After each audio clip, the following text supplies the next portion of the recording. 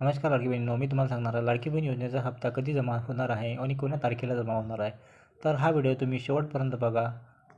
नमस्कार लाडकी बहिणींनो, महिला व बाल विकास मंडळाअंतर्गत आदित्यताई ठाकरे यांनी सांगितलं आहे, मुख्यमंत्री माझी लाडकी बहीण योजना, महिला सक्षमीकरण अखंड क्रांती, मुख्यमंत्री माझी लाडकी बहीण योजना सर्व पात्र लाभार्थ्यांना ऑक्टोबर महिन्याचा निधी वितरित करण्याच्या प्रक्रियेस उद्यापासून सुरुवात होत आहे. लवकरच योजनेतील सर्व पात्र लाभार्थ्यांच्या आधार संलग्न बँक खात्यात सन्मान निधी वितरित होणार आहे. उद्यापासून म्हणजे 5, 6 आणि 7 या तारखेला हा निधी वितरित केला जाईल.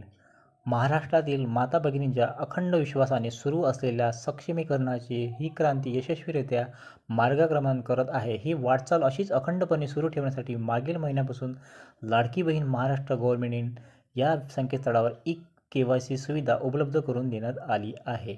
सर्व लाडक्या बहिणींनी 18 नोव्हेंबरच्या आधी ई-केवायसी प्रक्रिया पूर्ण करावी, ही नम्र विनंती.